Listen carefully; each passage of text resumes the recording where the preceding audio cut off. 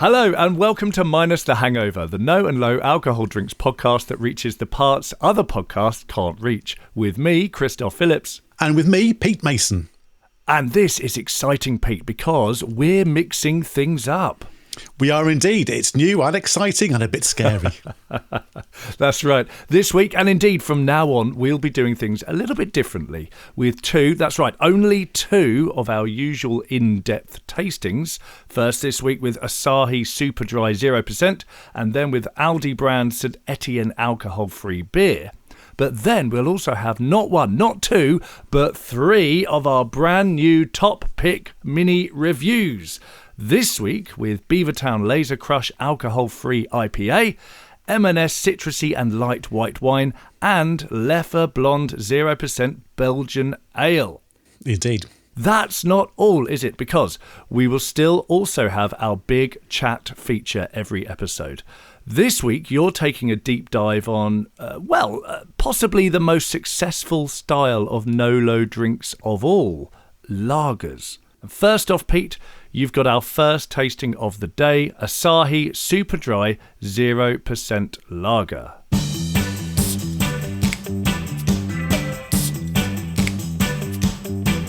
So this is Asahi Super Dry 0. It is a lager, and as the name suggests, is a 0% ABV. We've got it in a 330ml can, and I bought these from Tesco. Now, you buy them by the 4-pack, and with the club card, it was £4.50. So, not bad. So I think it's £5 sort of normal price. Let's crack it open and get a taste. Let's do it. It's pale gold in the glass. It's crystal clear. There's quite a lot of bubbles, decent amount of carbonation in there as well. And I'm getting quite a lot of head for a lager. So it's quite a clean smell. There's a bit of sweetness. There's a bit of malt. And I'd say kind of grassiness from the hops. It's not kind of citrusy. It's more kind of grassy. It's not particularly strong for a beer. It's kind of clean. It's kind of neutral. That's not a criticism. It's just, it's not the most kind of aromatic in that sense. I agree. It's not in your face, but it's a very pleasant and balanced smell. It's definitely there, and it's a nice lager feel. Okay, on the taste. So to me, there's a lot more flavour in that immediately than aroma. Oh, yeah. There's a touch of sweetness. It's quite fizzy, but not unpleasantly so. The body's kind of, it's fairly light. It's not kind of thick and malty like some lagers can be. So it's quite light, but there's quite a decent flavour to it as well. Yeah, and it's also got a little bit of a silkiness to it as well. So it's very, it's got a crispness in the bitterness that comes through. Very nice. It is very nice. Yeah, it is a kind of a crisp, light bitterness. You can taste the malt, but it's not too malty, certainly compared to something like, say, Lucky Saint, for example. There is a little bit of kind of hop character to it. I think overall, it's really well balanced. Kind of, there's no one element of the flavour that kind of overpowers and overwhelms the rest of it. No, I agree. I do think there's a touch of sweetness that might not be to everyone's taste, but I think for me it works very nicely because it feels balanced. So sweetness is there, but in a way that works for it. Yeah, and actually, I think the sweetness disappears quite quickly. As the name might imply, it's quite a dry lager. Yes. So the finish is definitely very dry. And what sweetness you have kind of in the mouth, once you swallow, once you get that finish, a lot of the sweetness really kind of gives way very, very quickly. And there's like a lingering dryness. And at that point as well, I think the bitterness really comes out. I agree completely. I think that what starts off with a little bit of sweetness does give way, and that bitterness lasts in a really refreshing way and makes me want to go back for more. It really works for me. Yeah, it is quite kind of Moorish like that, definitely. What I really like about this beer, actually, is the fact that you do get a real difference in experience kind of throughout, from the initial hit of flavour compared to the aroma, and then that's that sweetness, and that gives way to a little bit of hoppiness, a bit of maltiness, and then afterwards that kind of dries out. So you've got a real kind of like narrative arc almost. Absolutely. To this beer, which I think is a sign of a very well put together beer. I really, really do. Let's look at the drink itself. So Sure. It is a 330ml can, and in that there are 82 calories in total, 20 grams of carbs, of which only 3 grams are sugars, so under a teaspoon of sugar in that. It is vegan, but it's not actually labelled as such, and obviously it's not gluten-free at all. Ingredients-wise, you've got water, barley malt, corn grits, hops, cornstarch, and natural flavours, our old friend that we don't really know what it means. Exactly, yeah. So fairly kind of like standard lager ingredients. The corn you don't see in all of them. You do get them in beers where they don't want it to be too malty, basically. So they want the sugars from the corn, but they don't want the malt from the barley. Yeah. Price-wise, you can generally find it, depending on whether it's on offer and depending on whether you're getting it in the supermarket or online, from about £1 a can up to about £2.20 a can or bottle. Wow. So there's a very broad sort of like price range. And it is available in most supermarkets, but not all. And certainly there are plenty of online retailers you can get it from, including Amazon. I am surprised that it's not in every major supermarket. It feels like a big international brand. Well, this is it. So Asahi is actually a major multinational beer brand. It's actually the biggest beer brand in Japan, and the company's lineage actually goes back to about 1889. And there's been sort of various kind of like mergers and between breweries and splits, all that kind of thing. So it's a fairly complicated family tree. It's an ancient brew. Well, indeed, absolutely. 1889. Nowadays, it is a major multinational beer producer. Yeah. So this particular beer was launched in January 2023, so just over 3 years ago in the UK. It's actually brewed at the Peroni Brewery in Rome, which sounds very confusing until you find out that actually Asahi own Peroni. Oh, do they? Interesting. They do, along with plenty of other kind of international brands that you will have heard of. So Asahi also own Grolsch. They own Pilsner Urquell. They own Foster's. Okay. Which we all thought was Australian, and it kind of was, and it kind of is. Yeah, interesting. Bit weird. There's also some national brands in the UK that it owns. So Meantime Brewery is owned by Asahi, as is Fuller's. So Fuller's London Pride. Well, I did not know that. Yeah. It also owns some national brands in Australia. If you've ever been, you might have tried VB or Victoria Bitter. That's owned by... I've heard about it, yes. Yeah, that's owned by Asahi. They also own Carlton Draft, which is a big beer over in Australia. And in Poland, Tyski and Lech, or Lech, I'm afraid I don't know how to pronounce that. Apologies to all the Poles listening. So, for me, in brief, it's a really good NoLo lager. As I said before, there's a kind of a flavour experience journey you go on with this. For sure. So it's not a simple beer. It's a relatively complex lager. It does a very good job of replicating the standard Asahi Super Dry. It's a very enthusiastic thumbs up from me. Very nice. Very nice. I mean, actually, I don't have a great deal to add other than if you approach it and think, oh, that smells too sweet or it initially tastes too sweet, stick with it. The dryness is there. I think it really works. I think it's really balanced. I genuinely really like this. Also, a very enthusiastic thumbs up from me.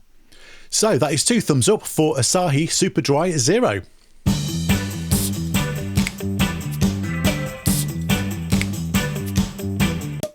So now we're going to move on to the big chat.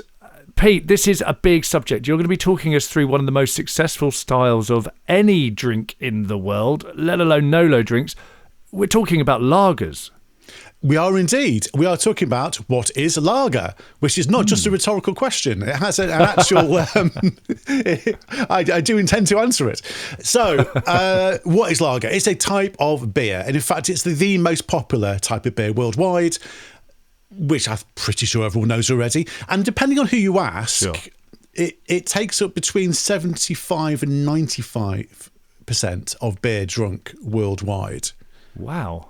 I mean, very much the most popular then. Massively so. And it's really hard to get an actual kind of specific figure on that, which is why I've given you quite a broad range.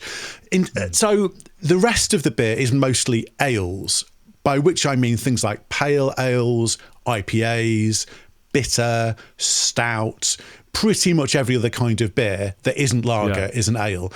Except you've got some ones on the fringes. You've got things like lambics, which are kind of wild fermented farmhouse kind of stuff. And then you've got really weird stuff, which is beyond the scope of here.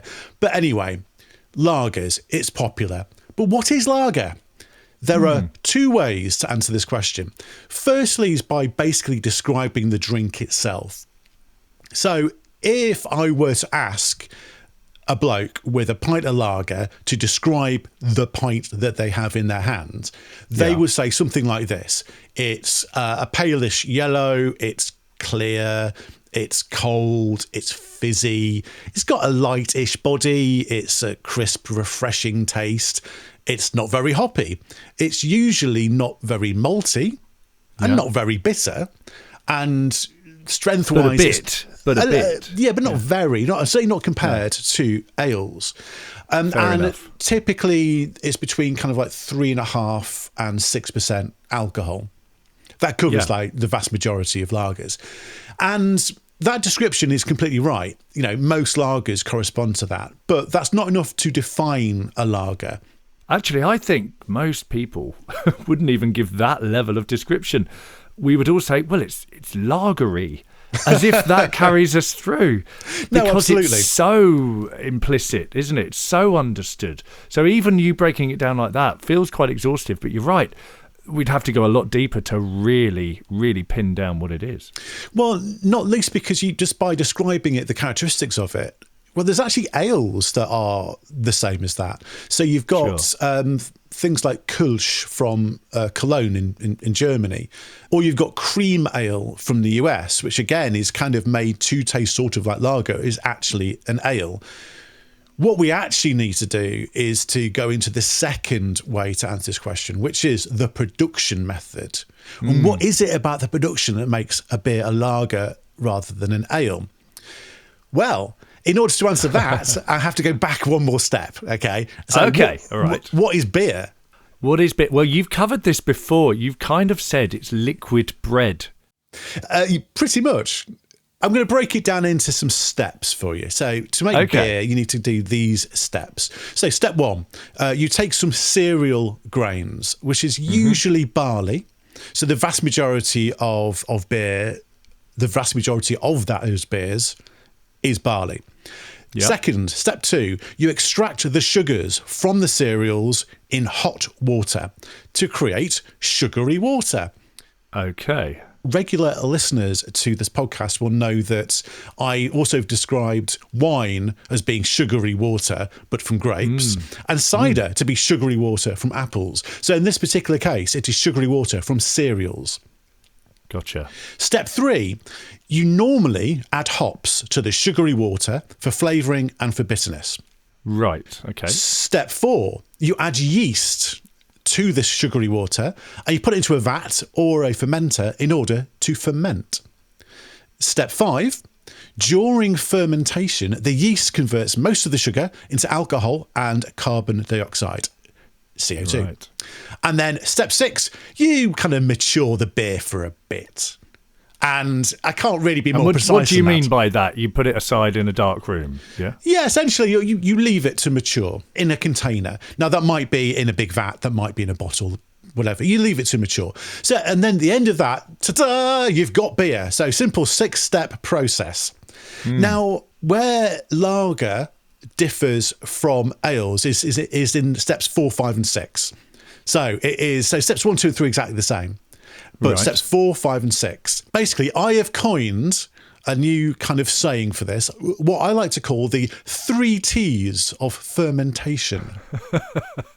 Okay. And I had a quick check, no one else has done this, so you're hearing a brand new... wow, we're breaking new ground right here on the Minus the Hangover. Mate, I'm starting a movement. Right, so 3 T's. First T is time.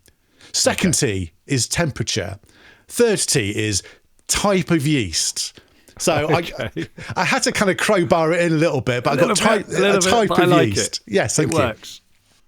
I'm going to address those in reverse order because the most important thing is type of yeast. So the big difference between ales and lagers is the type of yeast. So ales, they use what's kind of called top fermenting yeast, which is a bit misleading. But basically, back in the day, brewers thought that the yeast in ale only fermented at the top of the vat.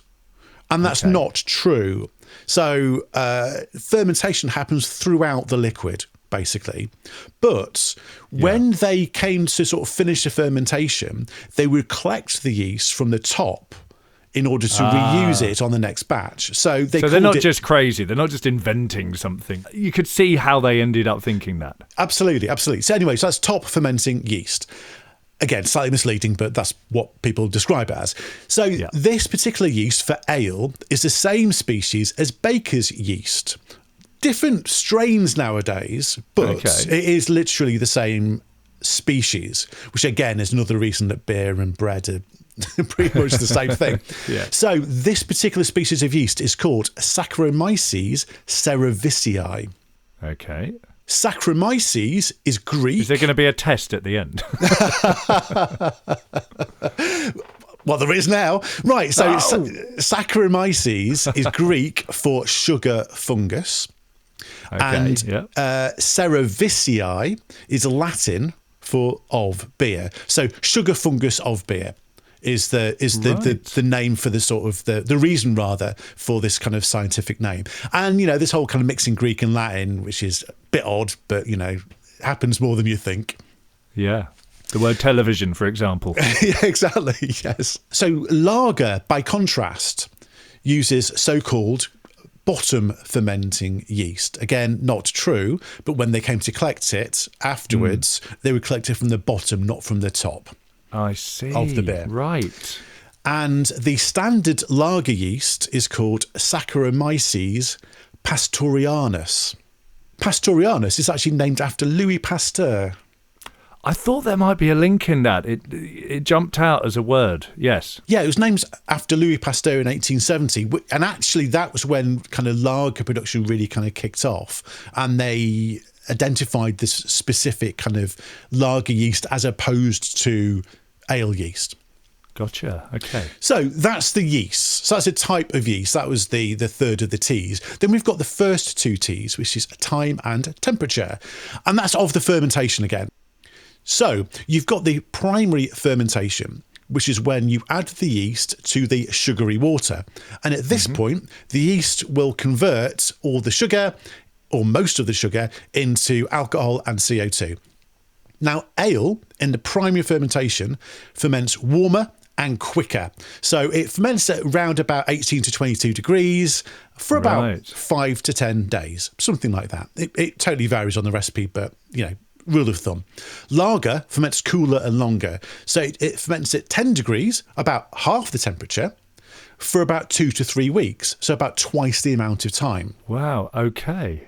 Yeah. So that temperature really has an impact on the efficiency of the yeast doing its work. Yeah, that's right. So generally speaking, the warmer the liquid is, the faster the yeast will work and will convert the sugar into alcohol.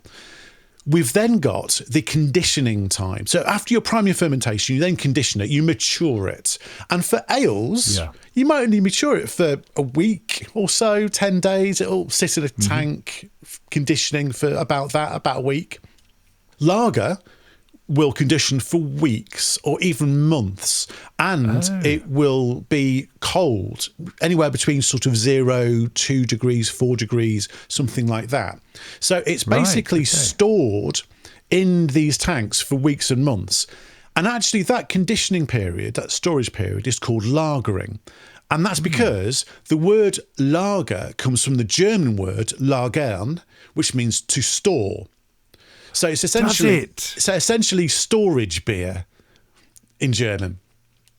Wow. So if you work for a supermarket and you're a store manager, you're basically a lagerist. Yeah, or like a lagermeister or something. I don't even know what it would be. Yes, but yes. I don't know. It's a weird place to take us, but interesting. I didn't know that. Yeah, absolutely. So yes, lager and to store, because historically they used to store their beer to let it condition, let it mature underground in very cold temperatures for a very long time, hence lager. And actually talking about the history of it, so basically lager is from kind of Central Europe, and a lot of sources say mainly kind of southern Germany in particular. And in medieval times, beer was commonly stored or lagered in caves and cellars at cold temperatures, because obviously they didn't have fridges or anything like that in those days. Sure. It was brewed in the winter, and it was stored nice and cold for the rest of the year as well.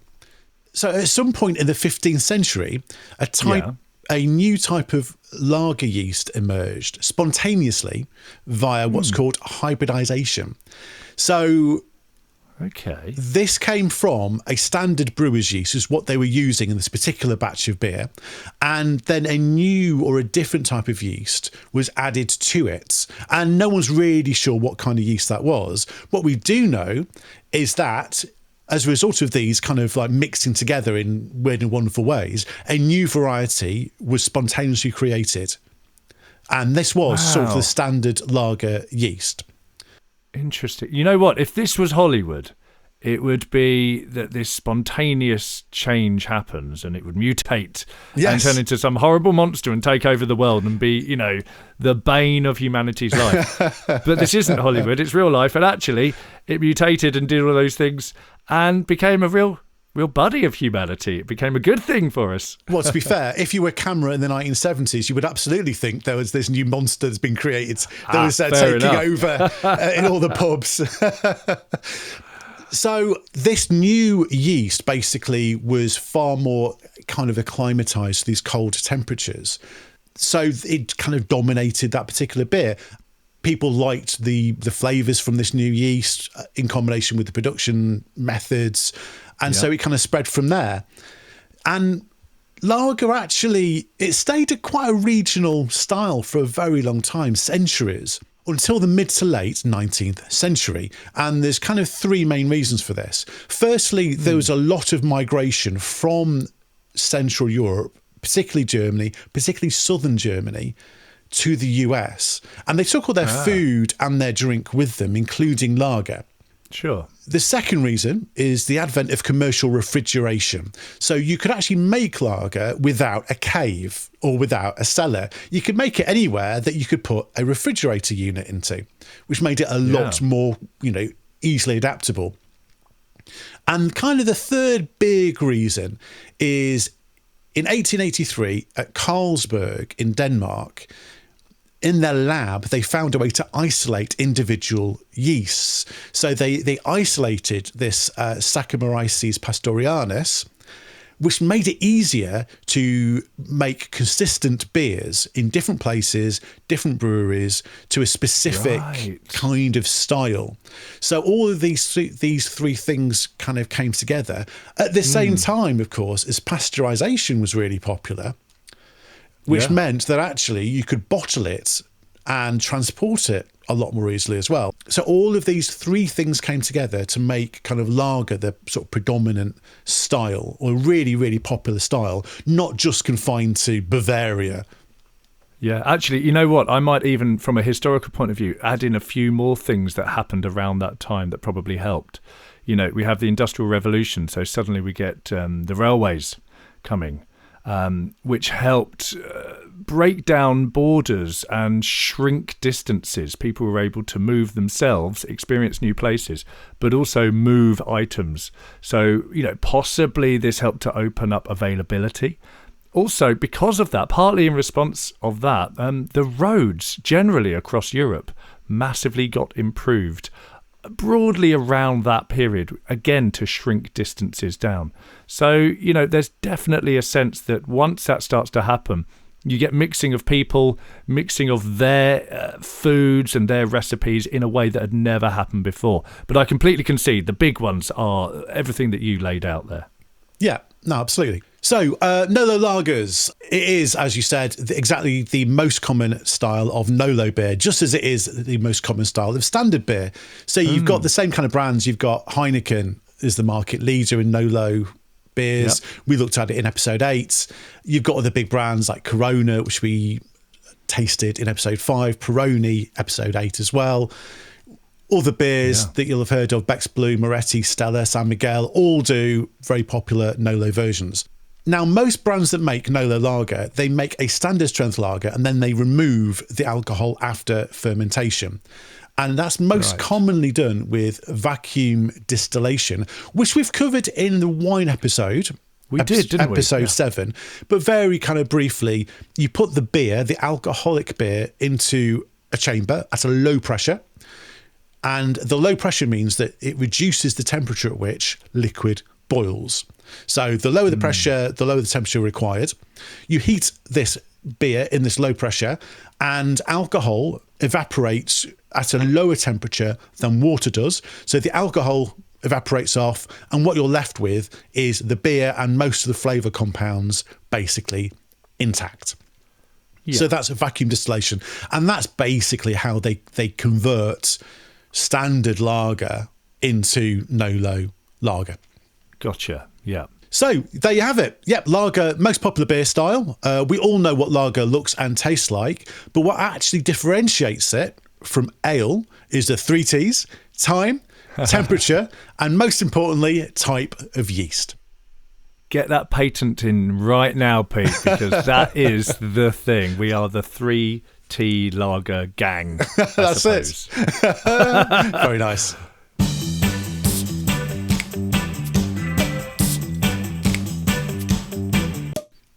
Okay, now we have our second tasting of the episode, St Etienne, which, Pete, is an Aldi brand of 0% lager. Now, I have this in a 500ml glass bottle. It's 89p in Aldi or Aldi. Shall we go straight in on tasting it? Let's do it.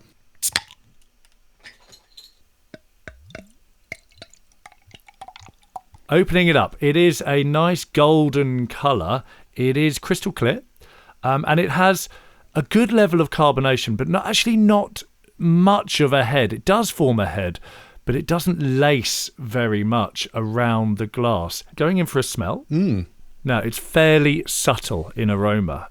There's a bit of maltiness there, a little bit of hoppiness, but it very much is downplaying the smell, I think. What do you think, Pete? I can definitely get some malt out of that, absolutely. So it doesn't knock your socks off, the smell, but it's quite welcoming and it's a decent lager smell. Let's go on the taste and see if that backs up the smell that we have. Well, the taste is a little bit like the smell. It is all there and it's reasonably well balanced. There's some sweetness, there's a little bit of maltiness, a bit of bitter coming through and a slight silkiness to it, but it's all fairly muted. None of it jumps out, none of it is intense, none of it's in your face, but it's quite pleasant for what there is. Yeah, I'd agree with that. I'd say it's a little bit flat. It's quite malty, quite sweet. I think it's perfectly pleasant. It's not one of my favourite ones, I have to say. It's not an unpleasant drink, though. No, and I would agree, flat in terms of the overall impression, but also in the fizziness as well. That's true. It's just not hugely in your face in any way, but it is fine, I think. It's kind of fine. That's damning with faint praise. Exactly, isn't it, right? But, look at the price. It's pretty cheap, and it's not bad, I suppose, for 89p for quite a large bottle. Now, looking at some of the stats for it, calories, 23 calories per 100 mils, so that's approximately 115 per bottle. Sugars, 1.8 grams. It is vegan, but no, it's not gluten-free. There's barley malt in there. The ingredients are water, barley malt, hop extract, those mysterious flavourings, and citric acid, which we've covered before. I can't particularly detect what it's doing here. I think it's probably just a preservative, to be honest. Now, looking at the producer, this is brewed by Brasserie de Saint-Omer, which you might recognise from previous episodes we have covered. Does ring a bell. You'll have to remind me. It does. I will. Now, they are an independent family-owned brewery in Saint-Omer, near Calais in France. They've been going since 1866. In fact, they are one of France's largest independent brewers. They produce approximately 30 different types of beer. So they're known for some pretty major brands like Goodale, Triple Secret Des Moines, Belzebuth. Maybe they're not so well known in this country. But I was going to say, I don't think I've heard of any of them. Well, honestly, you go to France, you go around Europe, you'll see a lot of these. Goodale, Yes. Absolutely, you see in a lot of different places. No, you're right. Goodale does ring a bell. I'm not sure about Belzebuth. I mean, it sounds quite I've seen interesting. Belzebuth. I've Yes. absolutely seen that, yeah. But there's a lot of private label beers as well, including St Etienne for Aldi/Aldi. In fact, they export over half of their production. Keen listeners, and you did, Pete, you'll recognise Saint-Omer from our review in episode 6 for Panache, which I have to say was one of the worst beers I've ever tasted. Right. Although you were a little softer on it, weren't you? Was I can't remember. I think I might have given it a thumbs down, but I just didn't think it was... I just thought it was not very nice as opposed to actively hateful, I suppose. Mine was pretty instant, actually. I just didn't like it. I still don't. I'm not going to go back to it. But of course, this is a different brand. They've packaged it as St Etienne. It's exclusive to Aldi. Now, Aldi specifically position their brands kind of as an affordable alternative to other major brands. So have another taste, Pete, and then let's have a think. What do you think they're trying to stand this one up against? What are they kind of emulating or copying or aping, if we want to get harsh on it? I don't think it's necessarily aping or even kind of copying per se. I mean, it's just like, it's a fairly kind of standard kind of lager. It tastes cheaply made. It tastes, as I say, quite flat, quite one note. I'm not a huge fan of the aftertaste, particularly. I think it smells okay. It smells quite malty. It tastes okay. The aftertaste, I'm not a fan of. I can't even tell you what they were trying to, if they were actually trying to replicate under the brand. What really kind of comes to mind is, again, just like the cheaper end of standard beers, rather than a specific kind of NoLo. And actually, one of the notes we had, I think, for Panache was that it sort of tasted watered down. And I wonder if this is literally watered down to make it go further so it can be cheaper. What do you think? I'm going to come to you first for your thumbs up or thumbs down. What do you think? Given the price, given the availability, given all of these things, any good or not? So generally speaking, I'm not going to be buying this again. And the reason for that is that drinks always have an opportunity cost. So if I was to be drinking one of these, it means I'm not going to be drinking something else, which is nicer. And for that reason alone, I'm just going to give it a thumbs down. Okay, I'm slightly on the fence with this one, I've got to say, because I can see this having a perfectly good place. Going to sound like such a skinflint here. If you're hosting a big barbecue, for example, and you just want to put on a load of NoLo drinks that no one has to think about in any way, and you don't want to spend too much money. You're already spending all your money on your food for your barbecue. I can see me getting a load of these in as a kind of perfectly reasonable backup. No one's expecting too much. Would I personally choose it? Now I know what it tastes like. No, I don't think so. Like you say, there is that opportunity cost. And I do think there are better ones out there. I also have to say, in just the few minutes we've been talking about it, my glass is pretty flat now. I mean, fizziness. Yeah, sure. And that hasn't helped the flavour particularly. So I'm also actually going to give it a thumbs down. But I do see that in some circumstances, some people might find a good place for it. Okay, so that is 2 thumbs down for St Etienne Zero Lager from Aldi.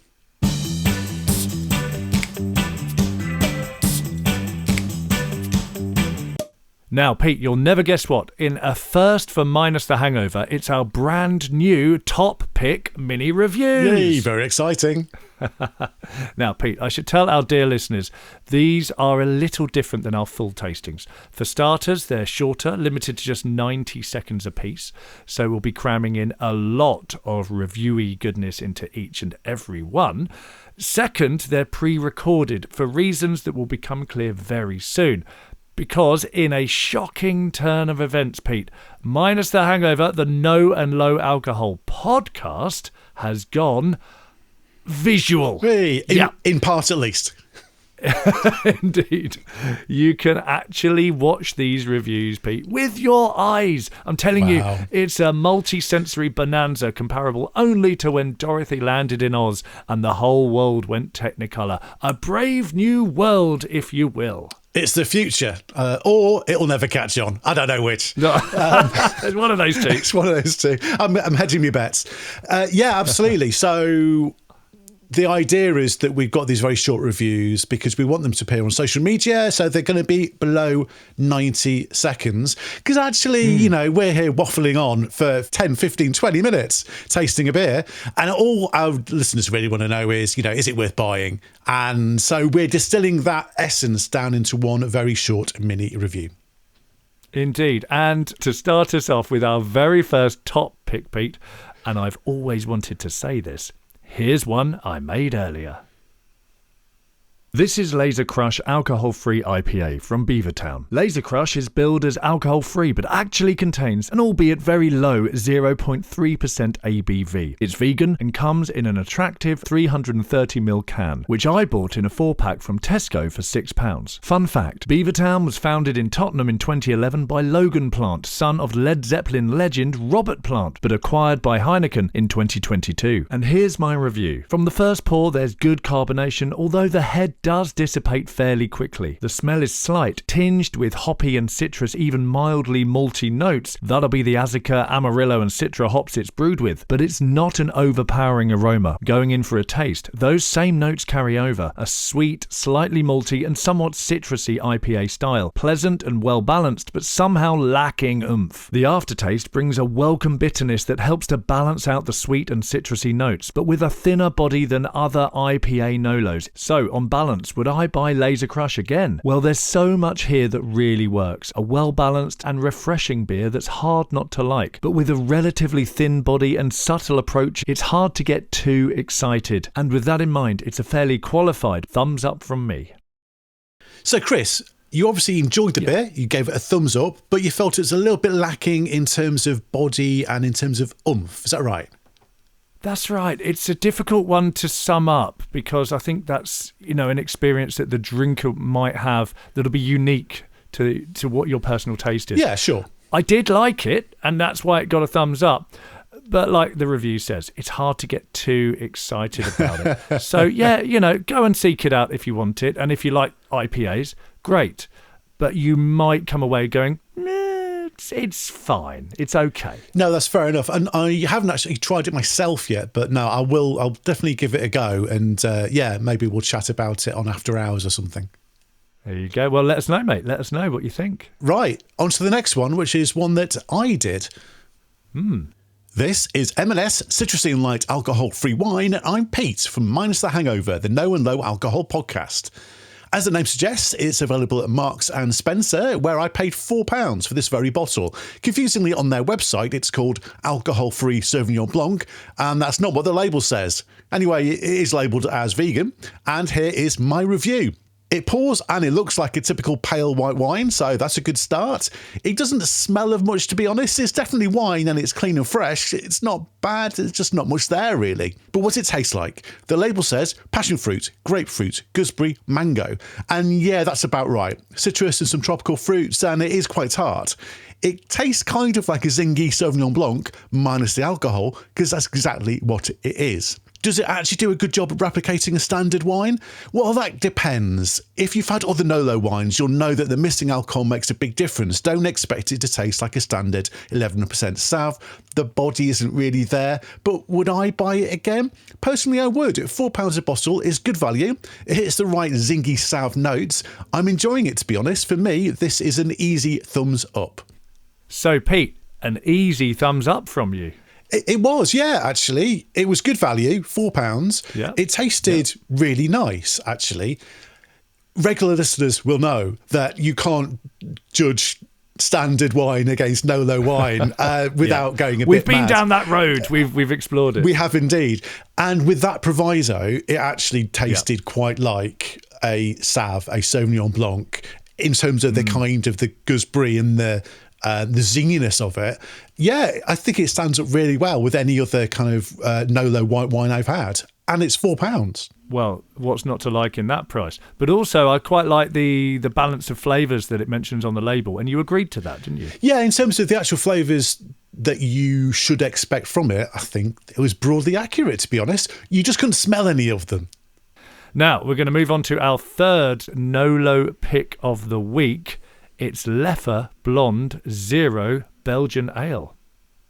This is Leffe Blonde 0% from InBev Belgium, part of the AB InBev Group. And I'm Christoph from Minus the Hangover, the no and low alcohol podcast. Leffe Blonde 0% is a zero alcohol Abbey-style beer, promising no more than 0.05% ABV on the label. It's vegan, though not labelled as such, and comes in a 250ml bottle, which I bought as part of a 6-pack from Tesco for £4.45. From the first pour, Leffe 0% has that characteristic welcoming blonde colour, crystal clear with good but not excessive carbonation. The smell carries a satisfying malty depth, full of caramel and vanilla, fairly sweet with just a hint of cloves. Going in for a taste, what's immediately clear is that they've done a very good job, pleasantly full-bodied with a nice lift. Then you get depth of flavour, which is surprisingly strong. The caramel sweetness balanced by bitter notes that push through to make such a full-bodied beer surprisingly refreshing. It lacks a little on the aftertaste compared to standard alcoholic Leffe, but they've done an incredible job. Full-bodied, a rich, satisfying taste with real depth. So what do I think, and would I buy it again? Well, this deep caramel, full-bodied blonde beer style might not be to everyone's taste, but if you come to Leffe knowing what to expect, you won't be disappointed. So for that reason, it's a resounding thumbs up from me.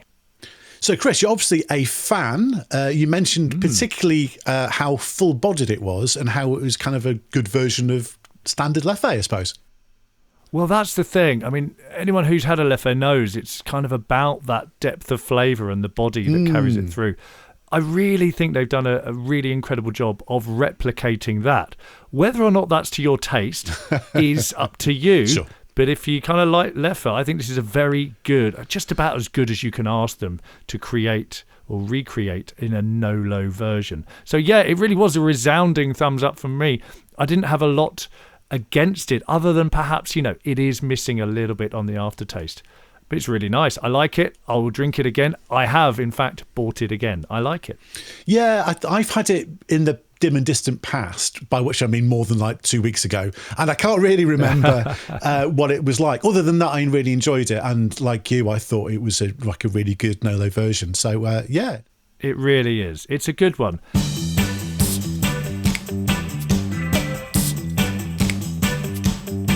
And there we go. That is our first pick of the weeks, our top picks, if you like, our video reviews that are coming to you via the medium of audio-only podcast. I mean, it's all been happening, hasn't it, Pete? I think it worked quite well.